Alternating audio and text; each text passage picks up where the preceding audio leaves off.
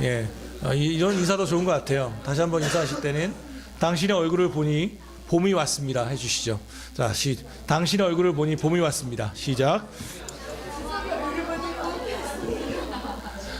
아직 겨울이 겨울이 오신 분도 있고 꽃샘추위가 오신 분도 계신 것 같습니다. 예, 아무튼 반갑습니다.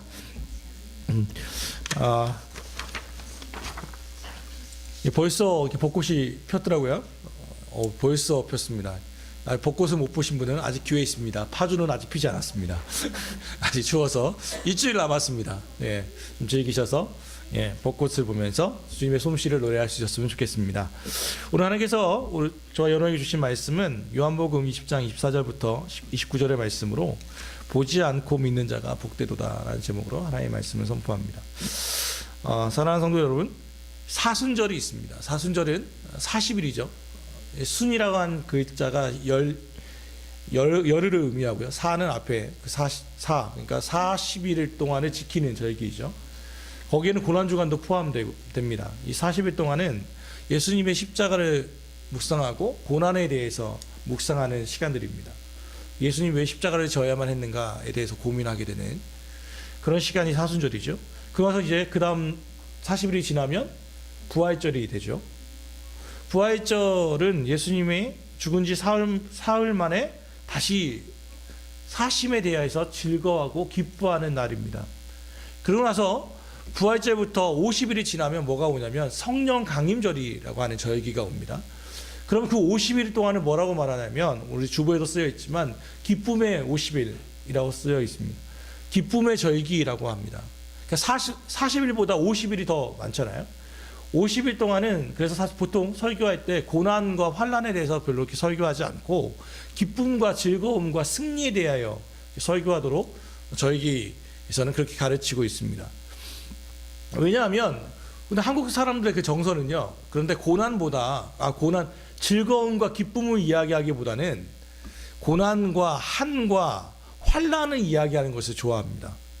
사실 또 이 땅에서 사는 게 만만치 않으니까 고난에 대해서 위로하고 함께 어떻게든 더불어 힘을 내자, 파이팅하자가 제일 마음에 와닿는 거죠. 공감해 주는 것.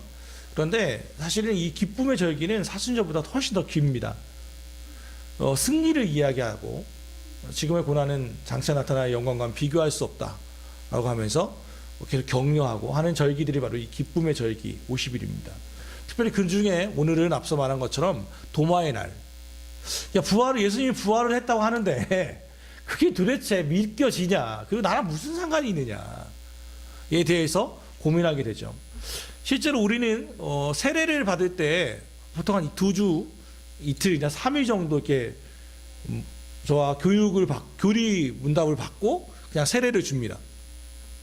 노마 시대에는 처음 초대교회 때는 이 세례를 받으려면 보통 1년에서 3년 정도를 훈련을 시켰습니다.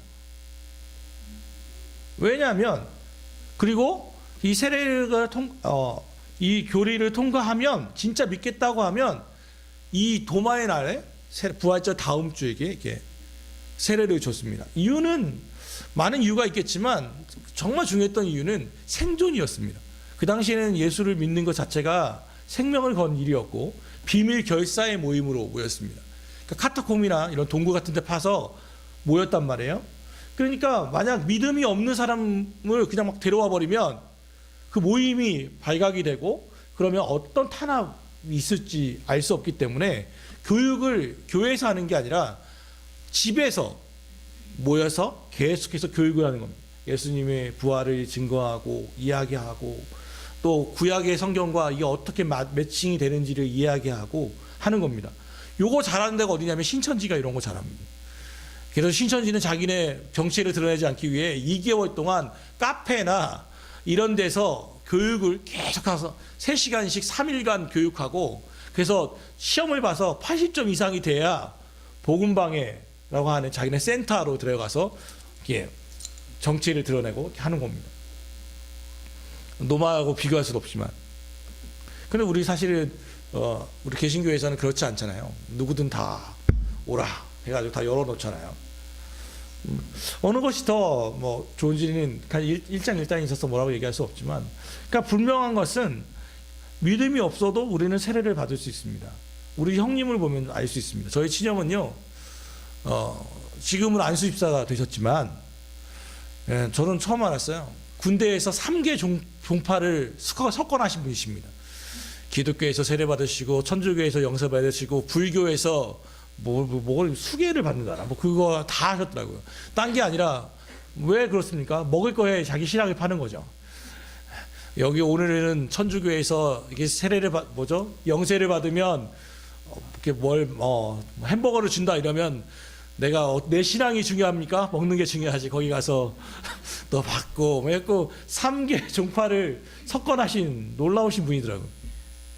그러니까 별로 믿음이 그렇게 있지 않아도 우리는 신앙생활을 할 수 있습니다. 교회, 정확한 말하면 교회 생활을 할 수 있습니다. 교회에 올 수도 있고요, 믿는 척 할 수 있고요, 다 할 수 있습니다. 그런데 진짜 중요한 것은 문의는 교인의 모습을 가질 수 있지만 그가 참 신앙인인가에 대해서는 확답을 가질 수 없습니다. 그러면 이 사람이 진짜 참 신앙인이냐 아니냐를 어떻게 알 수 있냐면, 이 사람이 부활을 믿는 사람이냐 믿지 않는 사람이냐를 보면 알 수 있습니다. 부활을 믿는다는 것은, 다시 산다는 것을 믿는다는 것은 다음 세상에 있음을 믿는 사람입니다. 예수님을 다시 만날 거라는 것을 알고 있는 사람입니다.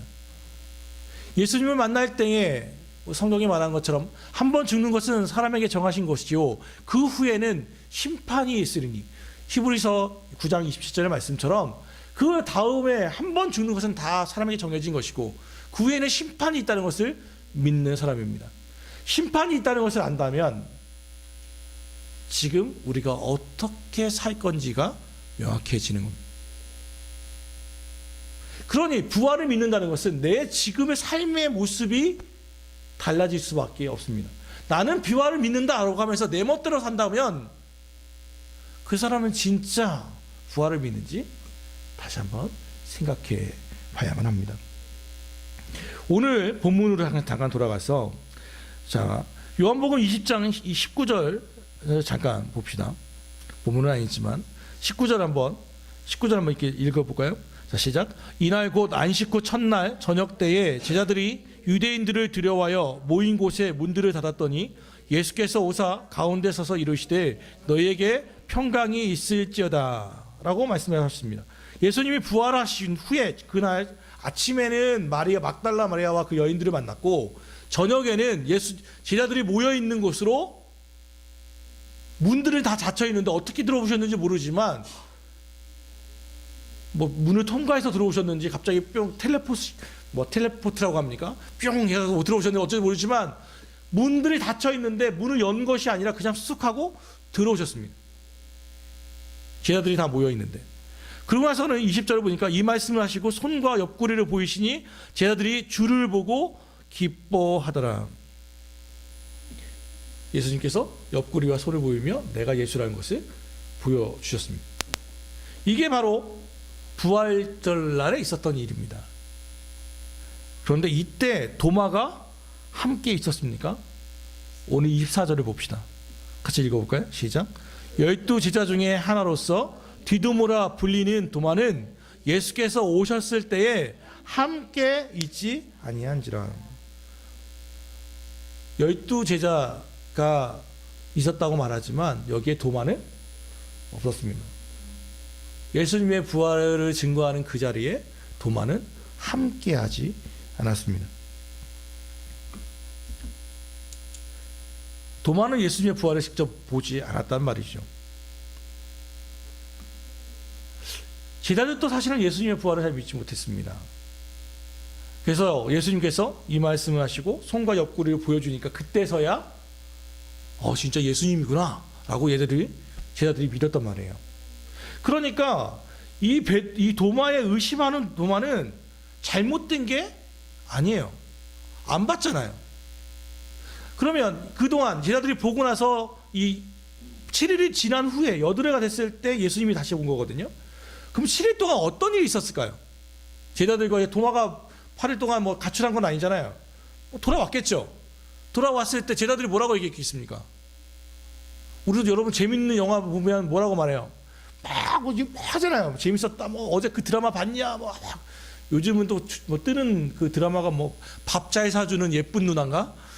그것 때문에 아주 뭐 연상연하 커플이 지금 다 장난 아니라는데 예, 여러분 뭐 아직 못 들으셨죠? 예, 긴장하십시오. 연상연하. 예, 밥 잘 사 제목이 참 그렇잖아요. 밥 잘 사주는 예쁜 누나. 예, 손혜진 나오는 뭐 그런가 봐요. 아무튼 뭐 드라마 보니까 뭐 댓글 보니까 막 난리가 났어요.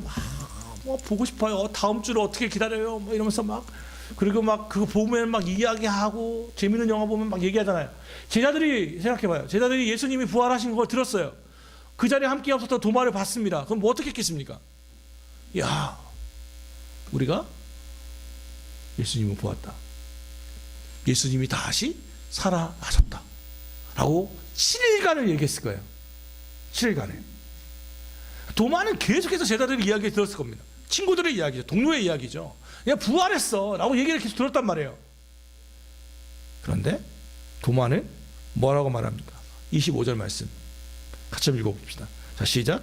다른 제자들이 그에게 이르되 우리가 주를 보았노라 하니 도마가 이르되 내가 그의 손에 못자국을 며 내 손가락을 그 못자국에 넣으며 내 손을 그 옆구리에 넣어 보지 않고는 믿지 아니하겠노라. 그래서 보통 도마를 말할 때 의심의 도마라고 말하거든요.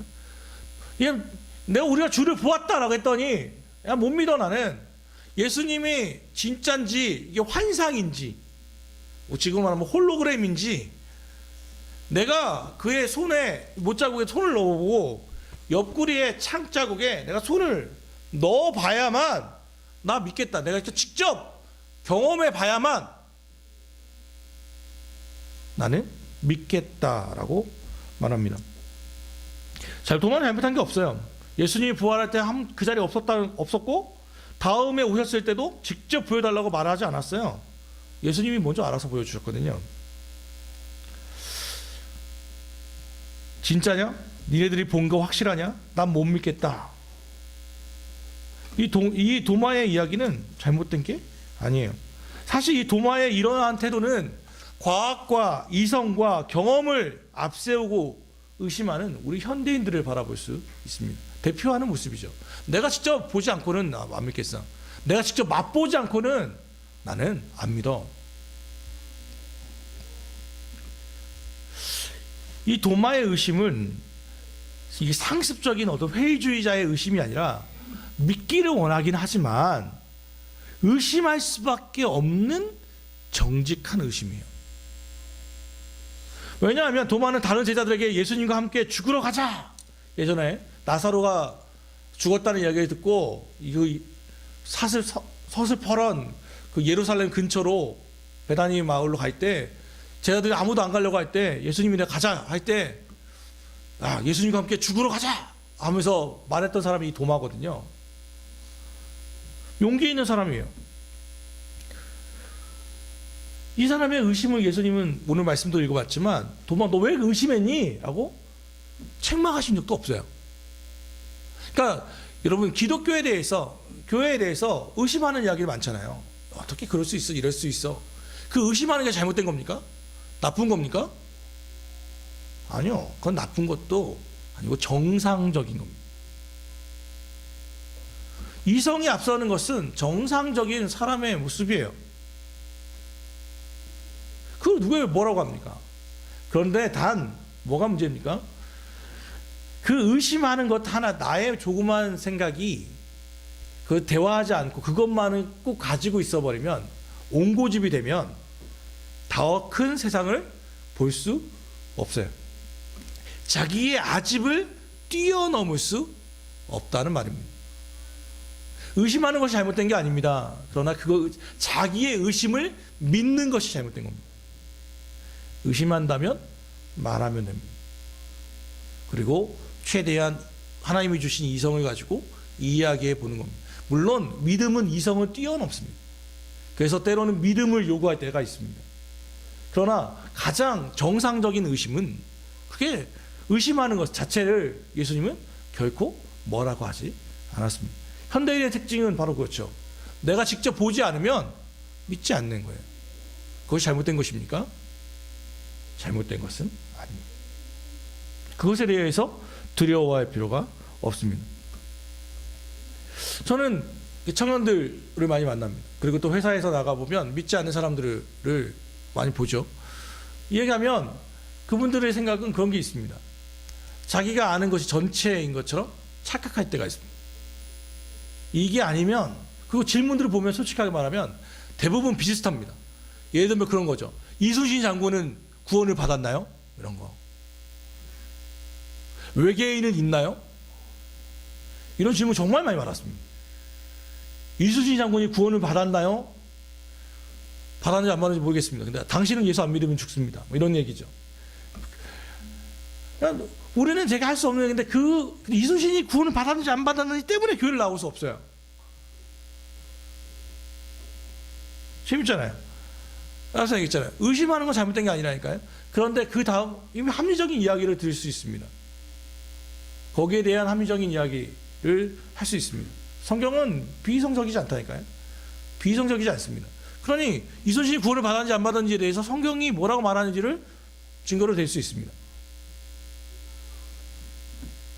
그런데 그 의심 때문에 예수께 나오지 않는 것은, 그것은 죄가 됩니다.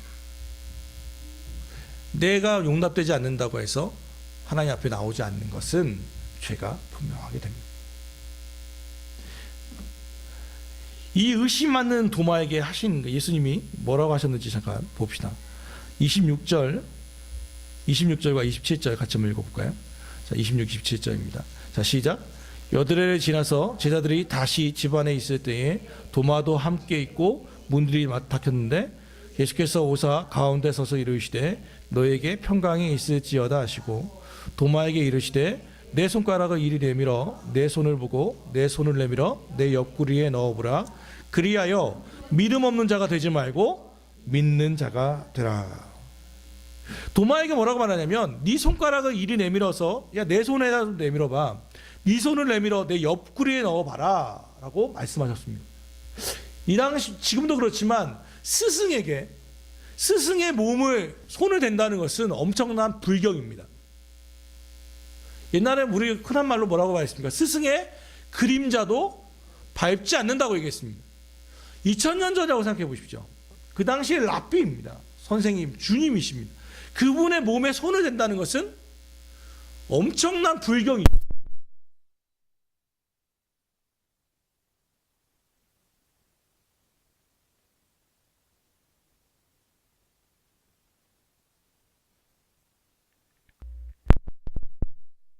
못자국 난 손에다가 손 내밀어. 옆구리에 창자국에 손을 내밀어서 믿음 없는 자 되지 말고 믿는 자가 되라라고 예수님이 먼저 말씀하셨어요. 여기서 우리 한 가지를 알 수 있습니다. 도마가 의심하고 있는 것을 예수님은 알고 계셨다는 거예요.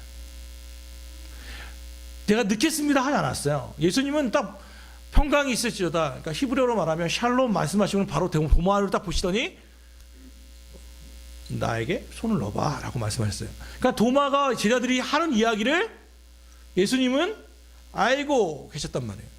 그가 의심하고 있는 것을 알고 계셨어요. 책망도 없어요. 너 왜 의심하니? 하지도 않았어요. 불경이지만 너 손 내밀어. 좀 넣어봐. 경험해. 그래서 뭐라고? 믿음 없는 자 되지 말고 믿는 자가 되라. 거기에 핵심이 있는 겁니다. 예수를 안 믿을 수많은 이야기를 합니다.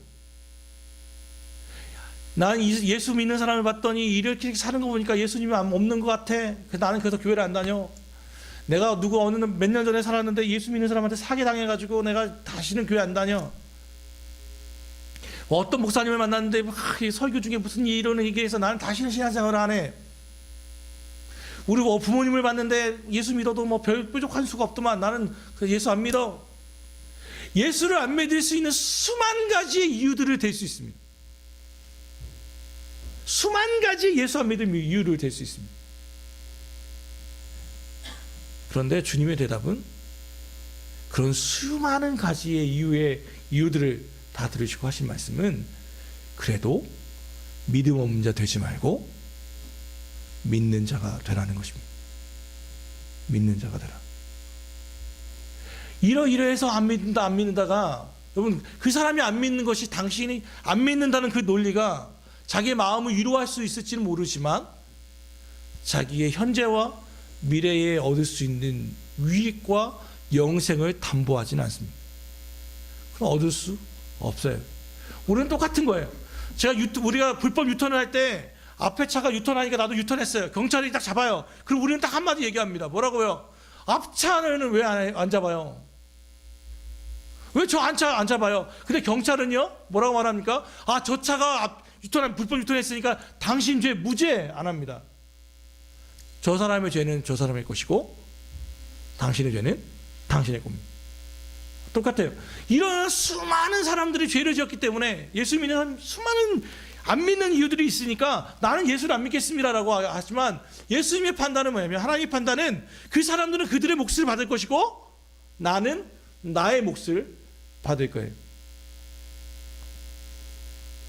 나는 나의 몫을 받을 거예요. 그러니 오늘 예수님은 말씀하시는 거예요. 뭐라고? 내 손에 손을 내밀어서라도 믿는 자가 되어라. 이 간절한 마음은요, 부모, 특별히 신앙이 좋으신, 믿음이 좋으신 부모님들의 특징을 보면 압니다. 왜냐면 당장 내가 죽는다면 뭐라고 유언할 것인가? 물론 통장 비밀번호도 알려줘야 하고, 내가 적금이 어디 있는지도 알려줘야 하고, 내 자산이 얼마인지도 알려줘야 하고, 혹시 빚이 많으면 빨리 유산 상속 포기해야 너에게 빚이 가지 않는다 알려주는 것도 중요하겠고, 여러 가지로 알겠지만 정말 신앙에 있는 분들의 아마 특징은 그걸 거예요. 딴 거 말하지 말고 예수 잘 믿으시오. 한국에서 템플턴이라고 하는, 한국의 세계 종교계의 노벨상이라고 하는 템플턴상을 수상한 고 영락교회 담임 목사셨죠. 한경리 목사님께서 91세에 돌아가셨는데, 그분에게 워낙 원로시고 또 한국 교회 또 교계 또 한국 사회 전체에 큰 특징, 여러 가지 업적들을 남기신 분이시죠. 보통 이렇게 성탄절에도 이렇게 한경지의 생애를 기상파에서 다루기도 합니다. 그분의 유언이 있습니다. 육성으로 공개된 자손들에게 남겨진 말이 있습니다. 그 육성을 한마디로 말하면 딱 한마디: 나는 목사라 너희들 줄 돈이 하나도 없다. 유산이 없다. 근데 예수 잘 믿어라. 내가 줄 거는 그밖에 없다. 예수 잘 믿어라. 라고 86세 때 유언을 남기신 음성이 있습니다. 음성으로 남기셨어요. 그리고 돌아가시기 직전 위중하다는 말을 듣고 교계의 총회장으로부터, 우리 교단 총회장으로부터 수많은 목사님들이 그에게 찾아갔을 때 한 목사님께서 하셨던 말씀도 유명한 한 말씀이 있습니다. 목사님들, 예수 잘 믿으시오. 예수 잘 믿으시오. 다 나름대로 목회를 성공적으로 하고 있다고 하는 그 목사들에게 그 목사님이 하신 말씀은 한마디예요. 예수 잘 믿으시오. 사랑하는 여러분, 믿음 없는 자가 되지 마시고 믿는 자가 되시기를 바랍니다. 의심하지 마시고, 의심이 난다면 질문하고 진리에 대해서 계속해서 탐구해 보면 됩니다. 그리고 수많은 것에서는 비이성적이지 않기 때문에 기독교는 나름대로의 합리적인 대답들을 할 수 있습니다. 모든 것을 대답할 수 있다고는 할 수 없습니다. 왜냐하면 믿음은, 종교는, 신앙은 이성을 초월하기 때문에 모든 것을 다 이야기할 수는 없습니다. 그러나 많은 부분에서는 이야기할 수 있는 것들이 많이 있습니다. 왜냐하면 여러분이 갖고 있는 의심은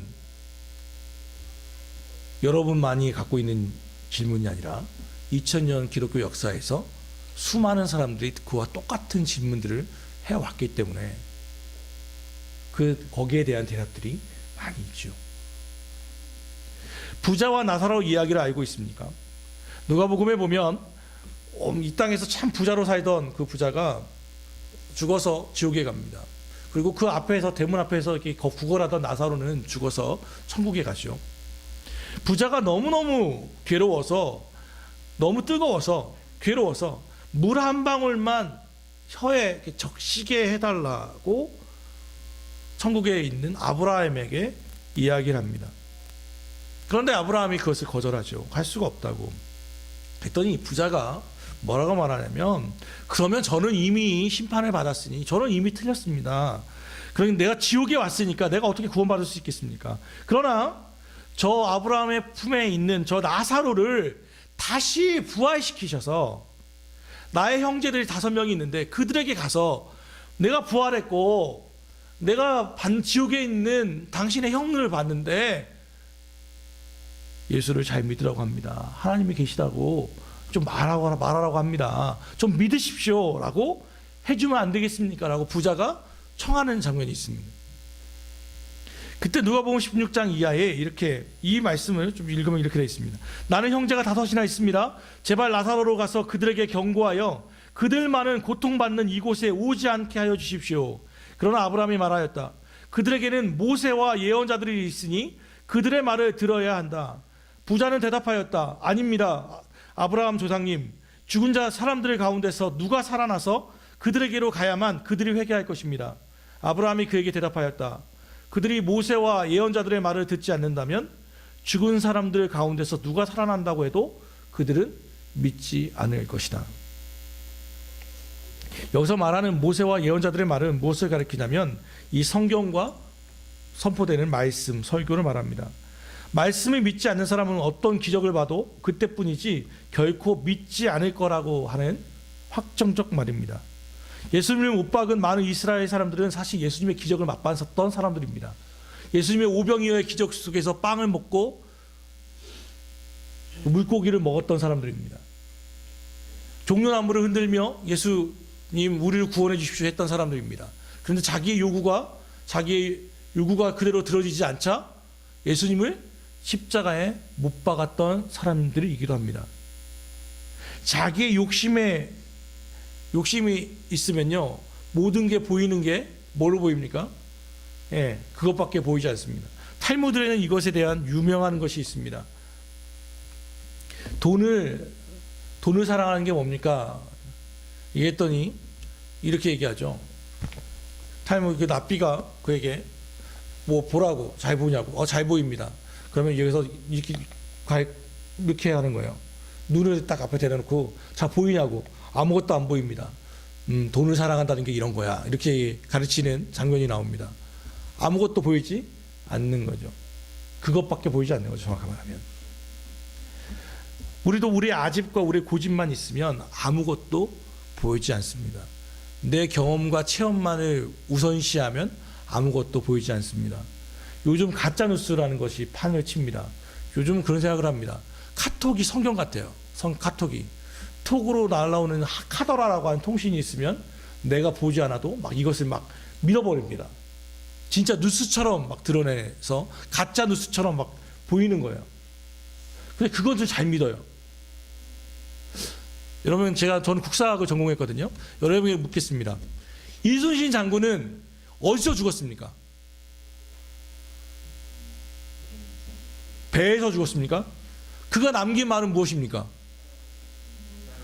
나의 죽음을 다 알죠. 여러분, 이게 진리라고 믿으시죠? 헷갈리시죠? 왜 갑자기 이걸 질문하니까 이게 나는 이게 진리라고 믿는데 이게 진짠가? 죄송하지만 학계에서는 이순신의 죽음에 대해서 3가지로 얘기합니다. 첫째는 이게 정설입니다. 노량진 해전에서 마지막 죽었을 때 나의 유언, 나의 죽음을 적에게 알리지 말아라고 죽었다가 정설입니다. 그런데 놀라운 사실이 있습니다. 이게 정설이라고 했잖아요. 2가지 설이 더 있다는 거 아십니까? 그 당시에 선조와 이순신의 관계를 생각해 보면 이순신은 그때 거기서 죽어야만 했습니다. 만약 살아난다면 정말 나라가 뒤집힐 만한 영웅이었습니다. 그래서 만약 죽었다면 그게 일본인의 총에 맞은 거냐, 뒤에 병사의 암살을 당한 거냐에 대한 논란이 있습니다. 2번째, 또 이순신이 정말 거기서 죽었는가, 죽음으로 위장했는가에 대한 논쟁이 있습니다.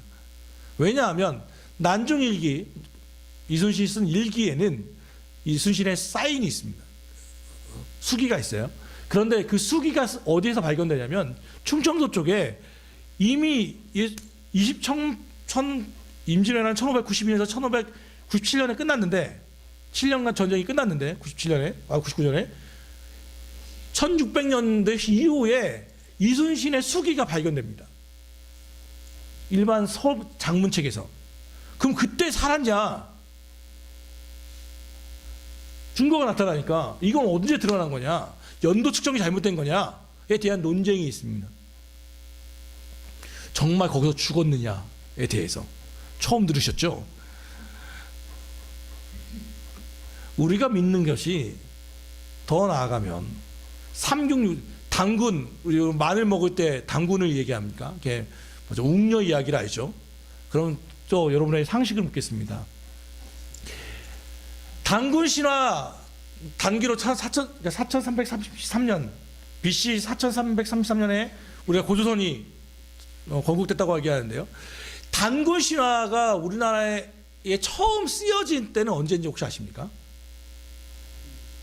고려 일현 승려가 쓴 삼국유사에 단군 신화가 처음 기록됩니다.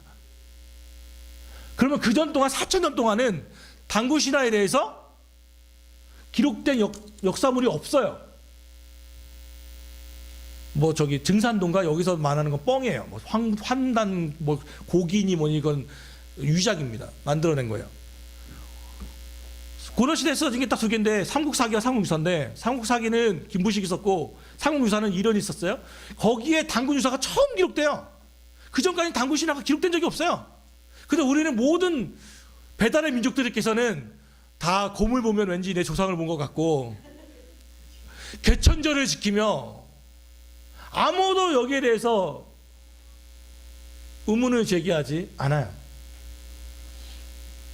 진짠가? 재밌죠? 우리가 알고 있는 진리라는 것에 대해서 수많은 반론들을 드러낼 수 있다는 의미입니다. 그러면 뭐 어떻게 되는 겁니까? 내가 믿는 것만이 진리가 아닐 수 있다는 거예요. 그러면 이해하게 돼요. 성경은 1500년간 약 40여 명의 저자들, 특별히 저자들도 직업이 다 다릅니다. 왕으로부터 목동에 이르기까지 어부도 40여 명의 저자들이 1500년간 다 썼는데 66권의 책들을 모아놓은 게 성경이죠. 다양한 직업권을 가지고 다양한 시대를 살았던 사람들이 써서 모았는데 그게 예수님의 부활을 증거합니다. 하나님의 살아계심에 대하여 증거합니다. 우리는 그냥 하더라는 말만 들어도 다 진리라고 믿으면서 성경과 말씀은 잘 믿지 않으려고 하는 경향이 있습니다. 사랑하는 여러분, 오늘 말씀을 좀 마무리 짓습니다. 29절 말씀 같이 한번 읽어볼까요? 자, 시작. 예수께서 이르시되 너는 나를 본고로 믿느냐? 보지 못하고 믿는 자들은 복되도다 하시니라. 너는 나를 본고로 믿느냐? 보지 못하고 믿는 자들은 복되도다. 사실 이 말씀은 이 시대를 살아가는 우리에게 주시는 축복의 말씀이기도 합니다. 우리는 예수의 부활을 보지 않았습니다.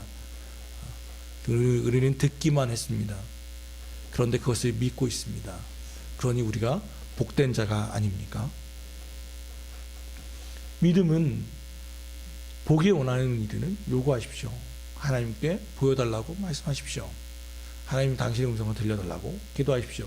그러나 기대를 가지고 하십시오. 해보고 두세 번 해보고 에이 봐봐 거봐 없잖아 이 말은 없다고 나는 믿고 있는 겁니다. 그러니 들릴 리가 없는 거죠. 간절한 마음으로 절박한 마음으로 당신의 찾는 것과 몇 번 문 두드린 다음에 거봐 없잖아 하는 것은 내 마음으로 믿어버리면 믿은 대로 되는 거예요. 믿는 대로. 오늘 성경은 분명하게 말합니다.